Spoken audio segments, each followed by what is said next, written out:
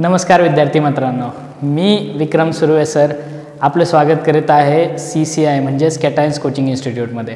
तर आज आपण पाहणार आहे 10वीचा सगळ्यात इम्पॉर्टंट टॉपिक, 10वीच्या सायन्समधला सगळ्यात इम्पॉर्टंट टॉपिक जो की सायन्स पार्ट 1 मध्ये येतो। त्याचं नाव आहे कार्बन कंपाऊंड्स। काय नाव आहे टॉपिकचं? Carbon compounds. सो आज आपण पाहणार आहे हा कार्बन कसं काय आपल्याला एवढा इम्पॉर्टंट आहे, कारण आपल्याला 10वीच्या सिलेबसमध्ये एलिमेंट फक्त एकच दिलेला आहे। कोणता दिलेला आहे? कार्बन। तर या कार्बनचं काहीतरी इम्पॉर्टन्स असेल आणि त्याचे काहीतरी कंपाऊंड्स आपल्याला यूजफुल असतील, त्याच्यामुळे आपल्याला तो चॅप्टर दिलेला आहे। बरं चला आपण थोडक्यामध्ये सुरुवात करूया या कार्बन कंपाऊंड्सला। आता आपण जर पहिल्यांदा पाहिलं, हा कार्बन येतो पिरियॉडिक टेबलमध्ये। कुठे येतो? कार्बन येतो पिरियॉडिक टेबलमध्ये, ज्याला आपण एलिमेंटल सिम्बॉल आहे हा C, कॅपिटल C, बरोबर। याचा ॲटॉमिक नंबर किती असतो सांगा बरं मला? किती असतो? 6। आणि याचा ॲटॉमिक मास नंबर किती असतो? 12। करेक्ट। सो हा कार्बन आहे ज्याचा एलिमेंटल ॲटॉमिक नंबर असतो 6, मास नंबर असतो 12।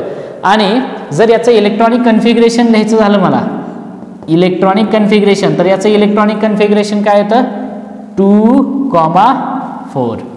2,4। सो हे एक झालं बेसिक इन्फॉर्मेशन कार्बन बद्दल, की जो ॲटॉमिक नंबर 6 आहे आणि त्याचा ॲटॉमिक मास नंबर 12 आहे, बरोबर, ज्याचं इलेक्ट्रॉनिक कन्फिगरेशन 2,4 आहे। बरं आता हा कार्बन एवढा इम्पॉर्टंट कशामुळे असेल, का त्याची आपल्याला शिकण्याची गरज पडली? तर पूर्वीच्या काळी ज्या वेळेस म्हणजे आपण इथून पुढे 200 वर्ष पाठीमागे जाऊ, कारण आपल्याला कोणतीही गोष्ट शिकण्याआधी त्याची हिस्ट्री माहीत असणं गरजेचं आहे। तर 200 वर्षापूर्वी एक थिअरी होती। कोणती थिअरी होती? Vital force theory. कोणती थिअरी होती ही? Vital force theory. या थिअरीच्या म्हणजे या थिअरीमधून सायंटिस्ट काय सांगायचे की जेवढे सगळे ऑर्गॅनिक कंपाऊंड्स आहेत, ऑर्गॅनिक कंपाऊंड्स म्हणजे कोणते? जे आपल्याला दैनंदिन जीवनामध्ये पाहायला मिळतात, तो जेवढे सगळे ऑर्गॅनिक कंपाऊंड्स आहेत हे कशामध्ये प्रोड्यूस केले जातात? लिव्हिंग ऑर्गॅनिझम्समध्ये। कशामध्ये? लिव्हिंग ऑर्गॅनिझम्समध्ये प्रोड्यूस केले जातात। आणि हे सगळे ऑर्गॅनिक कंपाऊंड्स कशामध्ये असतात? आपल्या लिव्हिंग ऑर्गॅनिझम्स। आणि हे सगळे ऑर्गॅनिक कंपाऊंड बनलेले कशापासून असतात? या कार्बन पासून। कोणत्या एलिमेंट पासून? कार्बन। मग आता ज्यावेळेस लिव्हिंग ऑर्गॅनिझमचा विचार करतोय त्यावेळेस सगळेच येतात त्याच्यात। सजीव येतात, म्हणजे झाडे येतात, पक्षी येतात, प्राणी येतात, आपण माणसं येतो, सर्व येतात। तर याच्यामध्ये हे सगळे बनलेले आहेत कोणत्या एलिमेंट पासून? कार्बन पासून। मग त्यांचा स्टडी करणं आपल्याला काय इम्पॉर्टंट आहे, बरोबर। सो त्याच्यामुळं 200 वर्षापूर्वी म्हणजे इथं मी लिहितो 200 इयर्स बॅक काय होतं? एक वायटल फोर्स थिअरी होती की ज्याच्यामध्ये आपण सांगायचो की म्हणजे सायंटिस्ट सांगायचे की लिव्हिंग ऑर्गॅनिझममध्येच फक्त ऑर्गॅनिक कंपाऊंड बनू शकतात आणि हे ऑर्गॅनिक कंपाऊंड्स कशापासून बनलेले आहेत? कार्बनपासून। पण जसं जसं सायन्स डेव्हलप होत गेलं, आता एखाद्या आपल्या इथं पण कसं असतं की एखाद्या व्यक्तीने काय सांगितलं की लोक त्याला खोटं प्रूव्ह करायला चालू करतात, बरोबर। तसं त्यावेळेस पण असंच होतं। या सायंटिस्टने सांगितलं की वायटल फोर्स थिअरी, एका जेकब बर्जेलियस नावाचे सायंटिस्ट होते, त्यांनी सांगितलं की कार्बन कंपाऊंड्स किंवा ऑर्गॅनिक कंपाऊंड्स हे फक्त लिव्हिंग ऑर्गॅनिझम्समध्ये बनू शकतात। मग त्यांना रॉंग करण्यासाठी वेगवेगळे सायंटिस्ट आले। मग त्या वेगवेगळ्या सायंटिस्टने शोध सुरू केला। त्या शोधमध्ये आपल्याला पहिला ऑर्गॅनिक कंपाऊंड मिळाला। काय मिळाला आपल्याला? First organic compound. इम्पॉर्टंट आहे, याच्यावरती क्वेश्चन येऊ शकतो तुम्हाला की फर्स्ट ऑर्गॅनिक कंपाऊंड कोणता सिंथेसिस केलेला आहे? तर हा केलेला आहे युरिया। कोणता? युरिया। हा एक ऑर्गॅनिक कंपाऊंड बनवलेला आहे कशापासून? इनऑर्गॅनिक कंपाऊंड पासून। युरिया म्हटल्यावरती आपल्या सगळ्यांना माहीत असेल, आपण सगळे शेतकरी आहात, बरोबर, की आपल्याला यूज केला जातो युरिया ॲज अ फर्टिलायझर म्हणून। सो एका सायंटिस्टने काय केलं की युरिया सिंथेसिस केला। कशापासून? एका इनऑर्गॅनिक कंपाऊंडपासून, ज्याला आपण अमोनियम आयसोसायनेट म्हणतो। मग ज्यावेळेस हा युरिया मिळाला, जो की फर्स्ट ऑर्गॅनिक कंपाऊंड लॅबोरेटरीमध्ये सिंथेसिस केलेला आहे, त्यावेळेस वायटल फोर्स थिअरी काय झाली? फेल झाली। कशामुळं? कारण हा युरिया एखाद्या माणसाच्या बॉडीमध्ये किंवा लिव्हिंग ऑर्गॅनिझममध्ये बनवला आहे का? नाही। तर तो कशामध्ये बनवला आहे?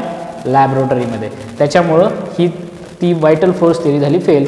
या युरियानंतर अजून खूप सारे सायंटिस्ट आले की एखाद्याने मिथेन बनवला, CH4 गॅस बनवला, किंवा एखाद्याने ॲसिडिक ॲसिड बनवला CH3COH। सो असे सायंटिस्ट वेगवेगळे शोध लावायला लागले की बाबा ऑर्गॅनिक कंपाऊंड हे लॅबोरेटरीमध्ये पण बनवू शकतात. सो त्याच्यामुळे याचं इम्पॉर्टन्स वाढलं. आता इम्पॉर्टन्स वाढलं म्हणजे कार्बन कंपाऊंड कुठे कुठे पाहायला मिळतात आपल्याला. आपल्याला सगळ्याला माहिती आहे की एखादं पॉलिमर आहे, प्लास्टिक आहे, ते कशापासून बनलेलं आहे? कार्बनपासून. आपली पूर्ण बॉडी कशापासून बनलेली आहे? कार्बनपासून बनलेली आहे. आपण जे फूड खातो म्हणजे आपण चपाती वगैरे खातो त्याच्यामध्ये काय असतात? कार्बोहायड्रेट्स असतात. तर त्या कार्बोहायड्रेट्समध्ये काय आहे? कार्बन आहे. आता आपण हे कपडे वगैरे घालतो ते कशापासून बनलेले आहेत? सेल्युलोज असेल, स्टार्च असेल झाडाच्या, त्याच्यापासून बनलेले आहेत. सो ते पण काय आहे? ते कार्बनपासून बनलेला कंपाऊंड आहे. सो जर आपल्या दैनंदिन जीवनामध्ये आपण इकडे तिकडे पाहिलं तर सगळ्या गोष्टी आपल्याला कार्बनपासून बनलेल्या दिसतील. तर मग सगळ्या गोष्टी कार्बनपासून बनत असतील तर या इलेमेंटचा स्टडी करणं आपल्याला काय आहे? इम्पॉर्टंट आहे. सो त्याच्यामुळं हा आपल्याला चॅप्टर आहे आणि आपण डिटेलमध्ये पाहणार आहे की हा कार्बन एवढा युनिक कसं काय. सो ही झाली थोडक्यात हिस्ट्री की कार्बन म्हणजे लिव्हिंग ऑर्गॅनिझम आणि त्याच्यामध्ये बनणारे ऑर्गॅनिक कंपाऊंड्स यांचं एक सांगड घालतो आपण कार्बनशी, कारण तो इम्पॉर्टंट इलेमेंट आहे पूर्ण लिव्हिंग ऑर्गॅनिझमला तयार करण्यासाठी. जर मी आता कार्बनचा आपण ऑलरेडी ॲटॉमिक नंबर पाहिला, ॲटॉमिक मास नंबर पाहिला, इलेक्ट्रॉनिक कन्फिगरेशन पाहिलं, बरोबर. आता हा कार्बन बॉन्ड कोणत्या टाईपचे बनवतो? काय बनवतो? बॉन्ड कोणत्या टाईपचे बनवतो हे जर पाहायचं असेल तर आपल्याला त्याचं इलेक्ट्रॉनिक कन्फिगरेशन लिहावं लागेल. सो हा कार्बन लिहिला मी आणि इथं लिहिलं 2,4. आता आपल्याला माहिती आहे बॉन्ड कसे बनतात. बॉन्ड कशामुळे बनतात की बॉन्ड बनतात सपोज एखादा इलेमेंट आहे तर त्या इलेमेंटला त्याची ऑक्टेट कंप्लीट करायची, बरोबर. ऑक्टेट कशी की 2,8,8 अशी ऑक्टेट पुढे कंप्लीट करायची, म्हणजे 2, 8, 18 अशी ऑक्टेट कंप्लीट करायची. मग जर मी कार्बनचा विचार केला तर कार्बनला किती इलेक्ट्रॉनची गरज आहे सांगा मला. इथं आहे 2,4. सो किती इलेक्ट्रॉनची गरज आहे सांगा. बरोबर 4 इलेक्ट्रॉनची गरज आहे, बरोबर. म्हणजे ज्यावेळेस हा 4 इलेक्ट्रॉन आयदर डोनेट करेल, 4 इलेक्ट्रॉन काय करेल? कोणाला तरी देऊन टाकेल. डोनेट करणं म्हणजे काय करतोय? तो देऊन टाकेल. त्यावेळेस त्याचं इलेक्ट्रॉनिक कन्फिगरेशन हे फक्त 2 वालं बनेल. काय करेल? 2 वालं बनेल, जो की नोबल गॅस इलेक्ट्रॉनिक कन्फिगरेशन आहे हेलियमचं. एकतर त्याला स्टेबल होण्यासाठी काय करावं लागेल? 4 इलेक्ट्रॉन डोनेट करून हेलियमचं इलेक्ट्रॉनिक कन्फिगरेशन घ्यावं लागेल, किंवा त्याला 4 इलेक्ट्रॉन ॲक्सेप्ट करून काय करावं लागेल? त्याला 4 इलेक्ट्रॉन ॲक्सेप्ट करून 2,8 हे इलेक्ट्रॉनिक कन्फिगरेशन बनवावं लागेल. कशाचं आहे सांगा बरं हे 2,8? बरोबर हे आहे निऑनचं, बरोबर हे आहे निऑनचं. सो जर त्याला स्टेबल व्हायचं असेल तर आयदर हेलियमचं इलेक्ट्रॉनिक कन्फिगरेशन घ्यावं लागेल, त्याला 4 इलेक्ट्रॉन डोनेट करावं लागतील, किंवा 4 इलेक्ट्रॉन ॲक्सेप्ट करून निऑनचं करावं लागेल. मग ज्यावेळेस डोनेट आणि ॲक्सेप्ट करतोय त्यावेळेस 4 इलेक्ट्रॉनचं ट्रान्सफर पॉसिबल आहे का मला सांगा बरं. म्हणजे 4 इलेक्ट्रॉन दुसऱ्याला द्यायचे. ज्यावेळेस त्याने 1 इलेक्ट्रॉन डोनेट करणार आहे त्यावेळेस तो म्हणजे साईजने तो एवढा असेल तर त्याची साईज अजून काय होईल? कमी होईल, बरोबर. त्याची साईज अजून काय होईल? परत दुसरा केल्यावर एवढी होईल, परत एवढी होईल. मग असा मॉलिक्यूल स्टेबल असू शकतो का? साईज कमी का होते? कारण याच्या न्यूक्लियस मधले जे प्रोटॉन आहेत ते सेम राहणार आहेत, ते सेम फोर्सने याला अट्रॅक्ट करणार आहेत, या सगळ्यांना अट्रॅक्ट करणार आहेत, त्याच्यामुळं साईज कमी होत जाईल, बरोबर. आणि सेम ज्यावेळेस 4 इलेक्ट्रॉन तो ॲक्सेप्ट करणार आहे तर त्याला त्याची ॲटॉमिक साईज काय करावी लागेल? आता थोडीशी वाढवावी लागेल, बरोबर. कशामुळे वाढवावी लागेल सांगा? कारण ते इलेक्ट्रॉन 5 होतील. 5 झाल्यावरती ते इलेक्ट्रॉनमध्ये रिपल्शन म्हणजे भांडणं तयार होतील. मग त्यांना जागा पाहिजे जास्त, मग जागा पाहिजे म्हणून अशी साईज वाढत जाईल. आणि साईज वाढत गेल्यावरती हा इलेमेंट स्टेबल असू शकेल का? नाही. सो त्याच्यामुळं या दोन्ही पॉसिबिलिटी काय होतात? फेल होतात. तिथं इलेक्ट्रॉनचं ट्रान्सफर होत नाही. म्हणजे याच्यामध्ये आयोनिक बॉन्ड बनवू शकतो का? नाही. आपल्याला माहिती आहे आयोनिक बॉन्ड कसा बनतो? देवाणघेवाणी, म्हणजे एक इलेक्ट्रॉन ट्रान्सफर केला आणि दुसऱ्याने तो इलेक्ट्रॉन ॲक्सेप्ट केला. सो त्याच्यामुळं याच्यामध्ये आयोनिक बॉन्ड बनत नाही. सो मला सांगा बरं मग कार्बन कंपाऊंड्समध्ये कोणता बॉन्ड बनत असेल सांगा. बरोबर कार्बन कोणता बॉन्ड बनवतो? Covalent bond. कोणता बॉन्ड बनवतो? Covalent bond. So covalent bond काय असतो? असा बॉन्ड जो कशाने बनतो? करेक्ट, इलेक्ट्रॉन शेअरिंगने. The bond which is form due to sharing of electron, त्या बॉन्डला आपण कोणता बॉन्ड म्हणतो? Covalent bond. मग असा कार्बन हा काय करतो? हा कार्बन सपोज दुसऱ्या इलेमेंट बरोबर जातो आणि त्यांना काय म्हणतो की माझे तुम्ही इलेक्ट्रॉन घ्या आणि तुमचे मला इलेक्ट्रॉन घ्या. तर फॉर एक्झाम्पल मी CH4चं एक्झाम्पल घेतो. या CH4 मध्ये हा कार्बन आहे बरोबर. या कार्बनची ही फर्स्ट ऑर्बिट झाली आणि या कार्बनची ही सेकंड ऑर्बिट झाली. सो कार्बन मध्ये आपल्याला माहित आहे किती इलेक्ट्रॉन आहे 2,4 म्हणजे फर्स्ट ऑर्बिट मध्ये 2 इलेक्ट्रॉन आहे. सो इथे 1 इलेक्ट्रॉन असेल आणि इकडे 1 इलेक्ट्रॉन असेल आणि परत बाहेरच्या शेलमध्ये 4 इलेक्ट्रॉन 2 3 आणि 4 हे 4 इलेक्ट्रॉन झाले बरोबर. मग आता कोव्हॅलंट बॉन्ड फॉर्म करताना काय करतोय तो शेअरिंग करतोय. कोणासोबत शेअरिंग करतोय सांगा हायड्रोजन बरोबर. करेक्ट. इथं आला हा हायड्रोजनचा म्हणजे एक हायड्रोजन बरोबर ज्याच्याकडे हायड्रोजनचा ॲटॉमिक नंबर 1. सो याचे इलेक्ट्रॉनिक कन्फिगरेशन ओनली 1. सो इथे 1 इलेक्ट्रॉन आला असा बरोबर. सेम वे मध्ये इथे एक हायड्रोजन आला त्याचा 1 इलेक्ट्रॉन आला इथं. सेम वे मध्ये इथे एक हायड्रोजन आला त्याचा 1 इलेक्ट्रॉन आला आणि इकडे एक आला ज्याचा अजून 1 इलेक्ट्रॉन आला. मग ज्यावेळेस कोव्हॅलंट बॉन्ड तयार होतो त्यावेळेस काय होतं की हा कार्बन काय म्हणतो या हायड्रोजनला की आपण शेअरिंग करू. शेअरिंग केल्यावरती इथं काय होतं हे असे इलेक्ट्रॉन शेअर केले जातात. समजतंय तुम्हाला. म्हणजे आता या कार्बनचा 1 इलेक्ट्रॉन या हायड्रोजनला पण मिळाला कारण त्याची पण इलेक्ट्रॉनिक कन्फिगरेशन कंप्लीट होईल आणि या कार्बनला 1 इलेक्ट्रॉन मिळाला. मग अजून किती इलेक्ट्रॉनची गरज आहे 3. मग असे हे 3 हायड्रोजन याच्या जवळ येतात आणि तिथं कोणता बॉन्ड बनतो ऑक्टेट कंप्लीट होऊन कोव्हॅलंट बॉन्ड. कोणता बॉन्ड बनतोय कोव्हॅलंट बॉन्ड बरोबर. सो हे झालं CH4चं स्ट्रक्चर बरोबर. मग याच स्ट्रक्चरला एक नाव असतं. या स्ट्रक्चरला काय नाव असतं याला आपण म्हणतो इलेक्ट्रॉन डॉट स्ट्रक्चर. काय म्हणतो आपण याला इलेक्ट्रॉन डॉट स्ट्रक्चर. म्हणजे आपण सर्कल काढून पण दाखवू शकतो किंवा विदाऊट सर्कल पण काढू शकतो ज्याच्यामध्ये फक्त व्हॅलन्स इलेक्ट्रॉन दाखवायचे म्हणजे हे आणि हे. जसं इकडे बघा हा कार्बन या कार्बनच्या आउटर मोस्ट शेलचे 4 इलेक्ट्रॉन बरोबर आणि हा हायड्रोजन याचे हे 4 इलेक्ट्रॉन म्हणजे एका हायड्रोजनचा 1 इलेक्ट्रॉन. सो असे 4 हायड्रोजनचे 4 इलेक्ट्रॉन. सो हे पण काय झालं आपलं इलेक्ट्रॉन डॉट स्ट्रक्चर. समजलंय काय पाहिलं आपण आता इलेक्ट्रॉन डॉट स्ट्रक्चर.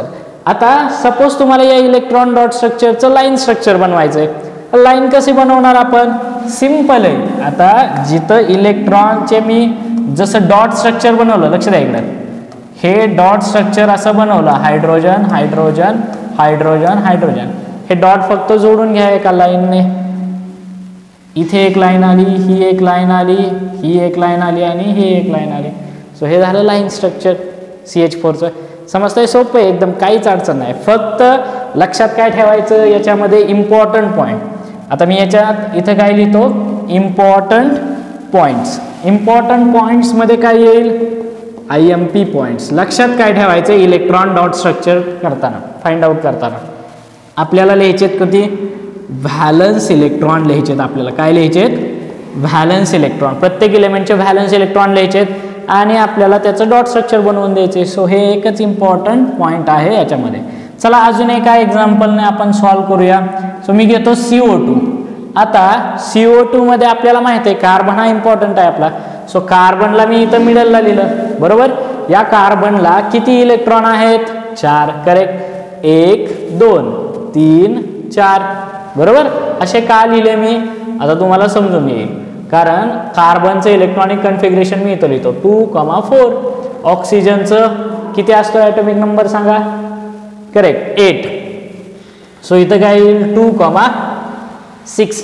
मग आता मी इकडे लिहिला ऑक्सिजन इकडे लिहिला ऑक्सिजन 6 इलेक्ट्रॉन द्यायचे ऑक्सिजनला. सो 1 2 3 4 5 6 1 2 3 4 5 6. आता फक्त हे काय झालं आपलं electron dot structure for CO2. बघा कार्बनचे 4 इलेक्ट्रॉन हे 4 व्हॅलन्स इलेक्ट्रॉन मी सांगितले होते तुम्हाला आणि ऑक्सिजनचे 6 इलेक्ट्रॉन हे 6 व्हॅलन्स इलेक्ट्रॉन मी इथं लिहून टाकले. हे डॉट स्ट्रक्चर या इलेक्ट्रॉन डॉट स्ट्रक्चरला आता मी सिंपल लिहितोय E आणि E वरती हे मायनस साइन देतो. यालाच तुम्ही काय म्हणू शकता इलेक्ट्रॉन डॉट स्ट्रक्चर. याला लाईन स्ट्रक्चरमध्ये कन्वर्ट करायचंय लाईन स्ट्रक्चर मध्ये कसं कन्वर्ट करणार, CO. सो हे काय झालं याचं लाईन स्ट्रक्चर, बरोबर. मग ऑक्सिजनचे तुम्ही 4 राहिलेले व्हॅलेन्स इलेक्ट्रॉन दाखवू शकता आणि इथं पण दाखवू शकता. सो हे झालं कोणतं, लाईन स्ट्रक्चर, समजतंय. सो हे झालं CO2 चं इलेक्ट्रॉन डॉट स्ट्रक्चर, हे झालं लाईन स्ट्रक्चर. असा कोणताही कार्बनचा कंपाऊंड घेऊन तुम्ही त्याचे डॉट स्ट्रक्चर आणि लाईन स्ट्रक्चर काढू शकता.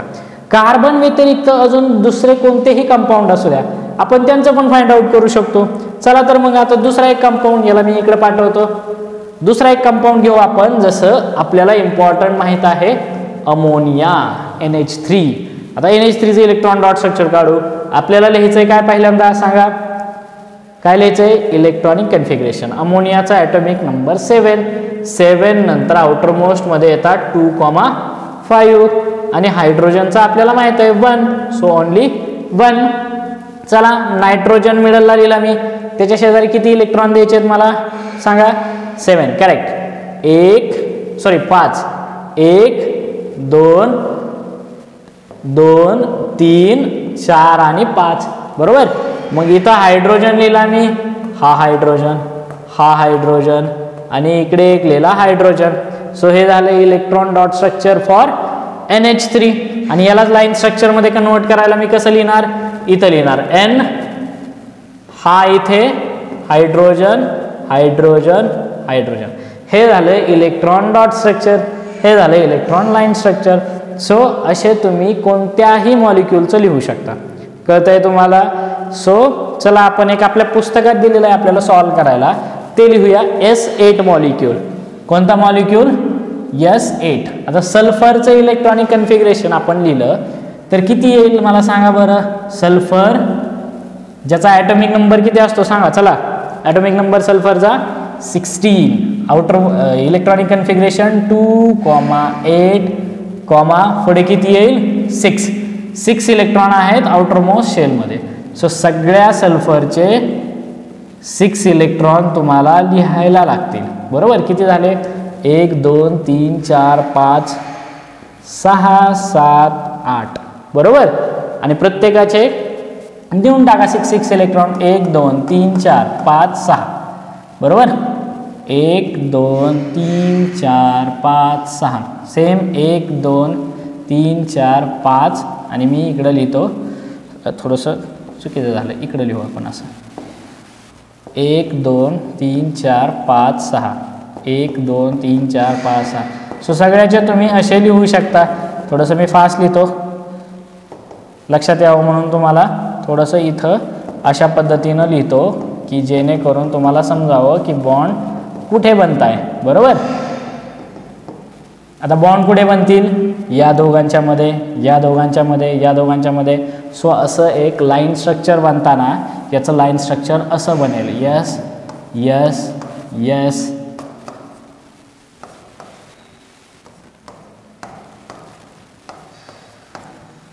सो हे झालं याचं लाईन स्ट्रक्चर, समजतंय. काय डाऊट आहे कोणाला. किंवा याच्या व्यतिरिक्त असं पण बनवू शकतं की ज्याच्यामध्ये असे सल्फर तुम्हाला इन्वॉल्ड दिसतील. सो आता इथं प्रत्येक याच्यामध्ये एक सल्फर असेल, सल्फर सल्फर, बरोबर. सो असे लाईन काढून तुम्ही जॉईन करू शकता. सो याच्यापेक्षा हे करेक्ट स्ट्रक्चर आहे, समजतंय. काय डाऊट आहे, समजलं. Electron dot structure. सो असे वेगवेगळ्या मॉलिक्युल्सचे तुम्ही काढू शकता. सो चला तर आता आपण पुढे पाहूया काही important characteristics of carbon atom. काय आहे इम्पॉर्टंट कॅरेक्टरिस्टिक्स. आता आपण पाहिलं की एवढी हिस्ट्री पाहिली, एवढे सगळे कंपाऊंड तयार होत आहे, मग याच्या काहीतरी इम्पॉर्टंट कॅरेक्टरिस्टिक्स ज्या वेगळ्या एलिमेंटपेक्षा असतील तर त्या काही कॅरेक्टरिस्टिक्स आपण पाहूया की जेणेकरून कार्बन हा एवढा युनिक आहे आणि त्याच्यापासून एवढे सगळे कंपाऊंड्स बनू शकतात. सो फर्स्ट आपण काय पाहूया, important characteristics of carbon atom. Characteristics of म्हणजे त्याचे काही गुणधर्म, काही इम्पॉर्टंट गुणधर्म कार्बनचे. सो याच्यामध्ये सगळ्यात फर्स्ट येतो कोणता, कॅटिनेशन. कोणता येतो, कॅटिनेशन. आता कॅटिनेशन काय असतो, आता बुकमध्ये कंप्लीट थिअरी दिली पण आपण एक पॉईंट वाईज पाहूया. कॅटिनेशन म्हणजे काय, the property of an element to combine with same type of other atoms. The property of an element to combine with same type of other element. म्हणजे एक carbon कडे अशी एक प्रॉपर्टी आहे की जी प्रॉपर्टी काय आहे की तो सेम टाइपच्या दुसऱ्या एलिमेंट्स बरोबर कंबाईन होऊ शकतो. फॉर एक्झाम्पल हा कार्बन दुसऱ्या कार्बन बरोबर कंबाईन होऊ शकतो, हा कार्बन दुसऱ्या कार्बन बरोबर बॉन्ड बनवू शकतो. सो असे थाउजंड्स ऑफ कार्बन एकमेकांना कनेक्ट होऊ शकतात. सो या प्रॉपर्टीला आपण काय म्हणतो, कॅटिनेशन. ही एक इम्पॉर्टंट प्रॉपर्टी आहे कंपाऊंड्स बनण्यासाठी. अशी प्रॉपर्टी कार्बन नंतर सगळ्यात जास्त असतं सिलिकॉनमध्ये, नंतर ॲल्युमिनियम असेल किंवा बोरॉन वगैरे अशा एलिमेंट्समध्ये असतं. तेच जर आपण ऑक्सिजनमध्ये पाहिलं तर ऑक्सिजन दुसऱ्या ऑक्सिजन बरोबर बॉन्ड नाही बनवू शकत आणि बनवला तरी तो स्टेबल नाही, तो इझिली ब्रेक होऊ शकतो. पण तसं या कार्बनमध्ये हा जो बॉन्ड बनतोय दुसऱ्या कार्बन बरोबर हा खूप स्ट्रॉंग असतो, तो इझिली ब्रेक होऊ शकतो का, नाही होऊ शकत. सो त्याच्यामुळं या इम्पॉर्टंट प्रॉपर्टी कोणत्या, कॅटिनेशन प्रॉपर्टी ज्याला आपण काय म्हणतोय, it is the ability of an atom to combine with other same type of atoms, त्याला आपण कॅटिनेशन प्रॉपर्टी म्हणतो. या कॅटिनेशन प्रॉपर्टीमुळं तो खूप सारे कार्बनचे कंपाऊंड्स बनवतो. म्हणजे असे 1 ते 1000 कार्बन एकमेकांना कनेक्टेड असतात. आयदर ते चेनमध्ये असतील किंवा ब्रांचमध्ये असतील किंवा रिंगमध्ये असतील, ते आपण पुढे पाहणार आहे. सो फर्स्ट प्रॉपर्टी समजली तुम्हाला, कॅटिनेशन. ही एक इम्पॉर्टंट प्रॉपर्टी आहे जी कार्बन कंपाऊंडमध्ये पाहायला मिळते. सेकंड इम्पॉर्टंट प्रॉपर्टी आहे मल्टिपल बॉन्ड फॉर्मेशन कॅपॅसिटी, और ज्याला आपण मल्टिपल बॉन्ड्स ज्याला म्हणू शकतो. आता कार्बन काय करू शकतो, जसं कॅटिनेशन शो करतो की म्हणजे एक कार्बन अशा अनेक कार्बनला कनेक्टेड आहे, बरोबर. पण तो किती टाईपच्या बॉन्डने कनेक्ट होऊ शकतो, तर टोटल 3 टाईपच्या बॉन्डने. म्हणजे एक कार्बन दुसऱ्या कार्बन बरोबर हा कार्बन कार्बन सिंगल बॉन्ड बनवू शकतो. काय बनवू शकतो, कार्बन कार्बन सिंगल बॉन्ड.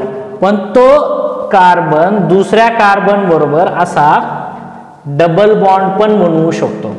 म्हणजे एक कार्बन 2 कार्बन मध्ये 2 बॉन्ड तयार होतात, याला आपण काय म्हणतो, डबल बॉन्ड. तर तो डबल बॉन्ड पण बनवू शकतो.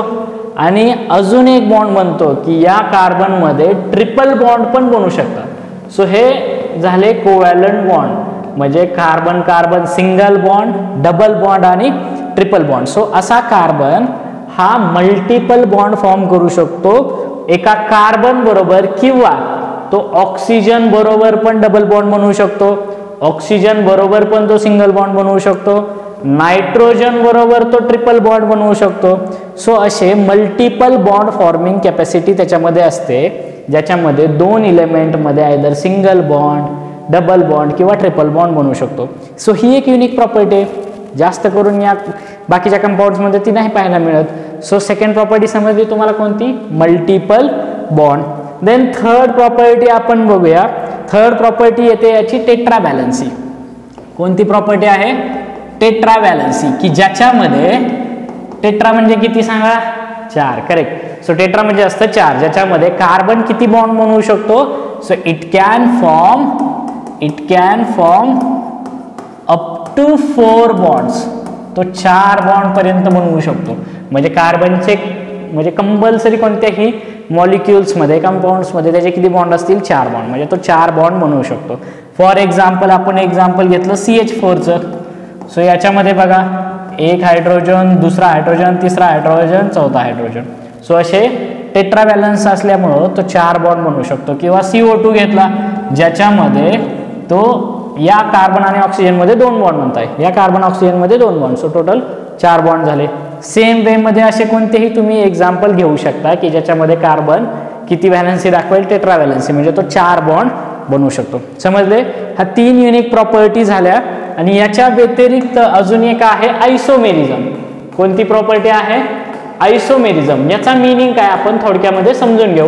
आता आयसोमेरिझम म्हणजे काय असतं, की कार्बनचे काही असे कंपाऊंड्स आहेत ज्यांचा मॉलिक्युलर फॉर्म्युला काय असतो, सेम मॉलिक्युलर फॉर्म्युला, बट त्यांचे स्ट्रक्चर काय असू शकतात, but different structural formula.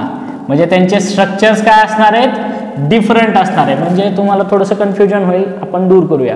Same molecular formula म्हणजे काय की त्याच्यामध्ये कॉन्स्टिट्युएंट्स एलिमेंट्स हे सेम असतील. फॉर एक्झाम्पल मी हे एक्झाम्पल लिहितोय, C4H10 असा एक मॉलिक्यूल घेतला, तर याच्यामध्ये कार्बन किती दिसतोय तुम्हाला, 4.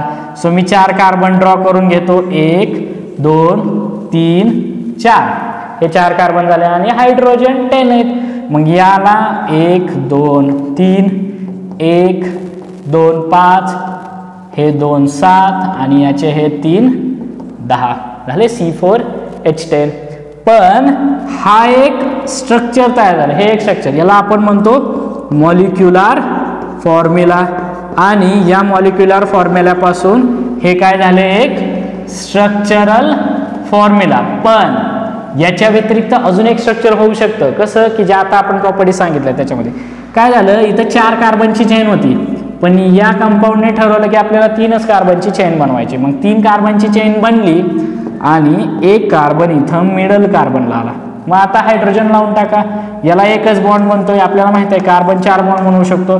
सो हे 3 आणि हा एक 4, याने ऑलरेडी 3 बनवलेत, फक्त याला एका बॉन्डची गरज आहे, हा एक, आणि याला एकच बनवला आहे, 3ची गरज आहे. सो असे वेगळं स्ट्रक्चर तयार झालं. बघा याच्यामध्ये 3 कार्बनची चेन आणि 1 कार्बन खाली अटॅच आहे. सो याच कन्सेप्टला आपण म्हणतो आयसोमेरिझम, ज्याच्यामध्ये सेम मॉलिक्युलर फॉर्म्युला, या C4H10 पासूनच 2 स्ट्रक्चर बनत आहे, तर या कन्सेप्टला आयसोमेरिझम म्हणतात. मग जसं जसं मी कार्बनचे नंबर वाढवू, जसं C10 घेतला मी, C15 घेतला, मग असे कार्बन हे कितीतरी वेजने एकमेकांना कनेक्ट होऊ शकतात आणि एका मॉलिक्युलर फॉर्म्युल्यापासून असे खूप सारे स्ट्रक्चर बनवू शकतात, लाईक 10 20 30 40 50 स्ट्रक्चर बनवू शकतात. सो त्याच्यामुळे ही एक युनिक प्रॉपर्टी आहे कार्बनची. सो 4 कोणत्या कोणत्या युनिक प्रॉपर्टी झाल्या, चला आपण एकदा परत रिवाइज करू. सो फर्स्ट झाली कॅटिनेशन, ज्याच्यामध्ये एक कार्बन दुसऱ्या कार्बनशी बॉन्ड बनवतो, त्या प्रॉपर्टीला कॅटिनेशन म्हणतात. सेकंड प्रॉपर्टी कोणती झाली, मल्टिपल बॉन्ड. तो कार्बन बरोबर पण डबल बॉन्ड, ट्रिपल बॉन्ड किंवा सिंगल बॉन्ड बनवू शकतो, आणि प्लस दुसऱ्या एलिमेंट्स बरोबर पण, जसं ऑक्सिजन आहे, नायट्रोजन आहे, त्यांच्यासोबत पण तो डबल बॉन्ड ट्रिपल बॉन्ड बनवू शकतो. देन थर्ड काय पाहिले आपण, टेट्राव्हॅलन्सी, की तो बनवताना बॉन्ड किती बनवतोय, 4 बॉन्ड बनवतोय. सो 4 वेगवेगळ्या ॲटम्सला तो कनेक्ट होऊ शकतो. आणि लास्ट काय पाहिलं आपण, आयसोमेरिझम. आयसोमेरिझम मध्ये काय पाहतो आपण की same molecular formula but different structural formula, असे खूप सारे कंपाऊंड्स बनू शकतात. सो जर तुम्हाला बोर्डला क्वेश्चन आल्या तर या 4 इम्पॉर्टंट प्रॉपर्टीज तुम्हाला लिहाव्या लागतील. समजतंय. सो याच्यानंतर हे झालं कॅरेक्टरिस्टिक्स प्रॉपर्टी, बरोबर. मग आता कार्बनचे काही कंपाऊंड्स पाहूया आपण, किंवा कार्बनचे कंपाऊंड्स हे थोडेसे वेगवेगळ्या वेजमध्ये क्लासिफाय केलेले आहेत, बरोबर. आता आपल्याला माहित आहे कार्बन बरोबर मोस्ट ऑफ द टाइम कोण अटॅच असतो, हायड्रोजन असतो, बरोबर. सो आपण एक असा इम्पॉर्टंट कंपाऊंड पाहू कार्बनचा, ज्याचं नाव आहे हायड्रोकार्बन. काय म्हणतो आपण याला, हायड्रोकार्बन. याची सिंपल डेफिनेशन काय येईल की compounds which contain only hydrogen and carbon, which contain only carbon and hydrogen atoms are called as what, hydrocarbons. समजतंय. ज्याच्यामध्ये फक्त कार्बन आणि हायड्रोजन आहे तर त्याला आपण हायड्रोकार्बन्स म्हणतो. सो असे हायड्रोकार्बन्सचे आपण क्लासिफिकेशन केलेलं आहे सायंटिस्टने. सो 2 टाईपमध्ये क्लासिफिकेशन आहे. एक आहे सॅच्युरेटेड हायड्रोकार्बन, लक्ष द्या हे इम्पॉर्टंट आहे, याच्यावरती बोर्डला क्वेश्चन येऊ शकतो. एक आहे सॅच्युरेटेड हायड्रोकार्बन्स आणि दुसरा आहे अनसॅच्युरेटेड हायड्रोकार्बन्स. सॅच्युरेटेड हायड्रोकार्बन्स आणि दुसरा असतो अनसॅच्युरेटेड हायड्रोकार्बन्स. आता याच्यामध्ये काय असतं की इम्पॉर्टंट आहे, सॅच्युरेटेड हायड्रोकार्बन्स मध्ये carbon content only single bond. त्याच्यामध्ये कोणता बॉन्ड प्रेझेंट असतो, carbon content only single bond. या दोघांमध्ये कोणता बॉन्ड असतो, सिंगल बॉन्ड असतो, बरोबर. मग याचं एक्झाम्पल काय आलं सांगा, अल्केन. करेक्ट. अल्केनची जी सिरीज आहे त्याला आपण काय म्हणतो, सॅच्युरेटेड हायड्रोकार्बन्स. मग याचे एक्झाम्पल्स काय देता येतील आपल्याला, की जसं CH4 हे first example, then second CH3 याच्यामध्ये बघा सिंगल बॉन्ड आहे, then CH3 CH2 CH3. So ही अशी सिरीज वाढत जाईल. याचे नेम्स वगैरे आपण पुढे पाहत जाणार आहे होमोलोगस सिरीजमध्ये. फक्त एक हायड्रोकार्बन्सचं बेसिक इंट्रोडक्शन पाहतोय आपण. हायड्रोकार्बन्स म्हणजे काय, की जे असे compounds which contain only carbon आणि हायड्रोजन, जे परत दोन टाईपमध्ये डिवाइड आहे. एक सॅच्युरेटेड हायड्रोकार्बन, दुसरा अनसॅच्युरेटेड हायड्रोकार्बन. सॅच्युरेटेडमध्ये येतं कार्बन कार्बन सिंगल बॉन्ड. मग अनसॅच्युरेटेडमध्ये परत दोन टाईप पडतात. कोणते दोन टाईप पडतील सांगा. एक येईल अल्कीन आणि दुसरा येतो अल्काइन. करेक्ट. ज्याच्यामध्ये काय असतं, याच्यामध्ये carbon carbon double bond at least one. लक्ष द्या मी काय म्हणतोय, काय पाहिजे, at least one carbon carbon double bond, त्याला आपण अल्कीन म्हणतो. अल्काइनला म्हणतो ट्रिपल बॉन्ड. याच्यामध्ये पण काय पाहिजे, at least one carbon carbon triple bond. So हेच आपण इथं पण लिहू शकतो, ॲटलिस्ट वन. समजलंय. सो समजलं, अल्केन म्हणजे carbon carbon single bond, alkene म्हणजे carbon carbon double bond, alkyne म्हणजे carbon carbon triple bond. For example याचं एक्झाम्पल काय येईल, CH2 डबल बॉन्ड CH2 आणि याचं काय येईल CH ट्रिपल बॉन्ड CH. आता तुम्ही लक्ष द्या, मी हायड्रोजन चेंज केलेत. इथं CH3 होते कारण एकच सिंगल बॉन्ड आहे, 3 हायड्रोजनची गरज आहे. इथं CH2 केलेत कारण 2 बॉन्ड आहेत, बरोबर. मग 2 हायड्रोजन आणि हे 2 हायड्रोजन CH2 आणि तिकडे अल्काइन मध्ये CH ट्रिपल बॉन्ड CH म्हणजे एकाच हायड्रोजनची गरज आहे. ऑलरेडी 3 बॉन्ड बनवलेत. सो ही एक कन्सेप्ट आपली क्लिअर होते. याच्यामध्ये तुम्हाला एक क्वेश्चन येऊ शकतो की यांचे जनरल फॉर्म्युले. सो जनरल फॉर्म्युले जर आपल्याला लिहायचे झाले तर ते मी कसं लिहिणार, अल्केन अल्कीन आणि अल्काइनचा जनरल फॉर्म्युला.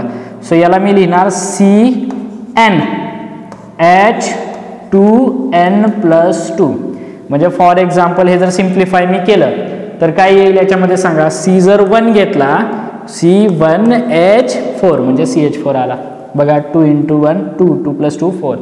तेच मी C2 घेतलं, C2 म्हणजे n ची व्हॅल्यू 2 घेतली, n is equal to either 1 2 3 dash dash dash. So C2H2 × 2 4 4 + 2 6 म्हणजे काय येईल C2H6. सेम वे मध्ये C3H8. सो हा झाला जनरल फॉर्म्युला फॉर अल्केन. काय म्हणतोय आपण, CnH2n+2.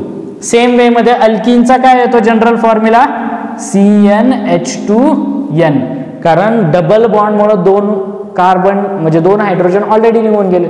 सो याचा येतो CnH2n. करेक्ट. आणि याचा काय येतो CnH2n-2 कारण अजून 2 कमी झालेत त्याच्यातून. सो -2. सो हे झालं हायड्रोकार्बन्स ज्याच्यामध्ये सॅच्युरेटेड आणि अनसॅच्युरेटेड. सॅच्युरेटेडमध्ये अल्केन म्हणजे सिंगल बॉन्डचा जनरल फॉर्म्युला CnH2n+2. करेक्ट.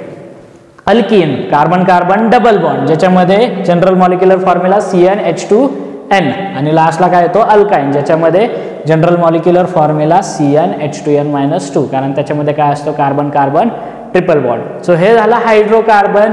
आणि आतापर्यंत आपण काय काय पाहिलं, हिस्ट्री पाहिली कार्बनची, देन इलेक्ट्रॉन डॉट स्ट्रक्चर पाहिलं, देन त्याच्यानंतर पहिल्यांदा टाईप ऑफ बॉन्ड्स पाहिले होते. त्याच्यानंतर आपण काय पाहिलं, कॅरेक्टरिस्टिक्स ऑफ कार्बन ज्याच्यामध्ये 4 इम्पॉर्टंट कॅरेक्टरिस्टिक्स पाहिल्या आणि नंतर हायड्रोकार्बनची कन्सेप्ट पाहिली. सो होप तुम्हाला हा व्हिडिओ आवडला असेल. सो असेच अजून नवीन नवीन व्हिडिओ येत जातील तुम्हाला 10वीच्या सायन्स आणि मॅथमॅटिक्स सिलेबसवरती. तर आजच आपल्या CCI चॅनलला सबस्क्राईब करा आणि तुम्ही शेवटपर्यंत व्हिडिओ पाहिला त्याबद्दल तुमचं धन्यवाद. सो चला भेटूया पुढच्या याच कार्बन कंपाऊंडच्या लेक्चरमध्ये. तोपर्यंत बाय बाय.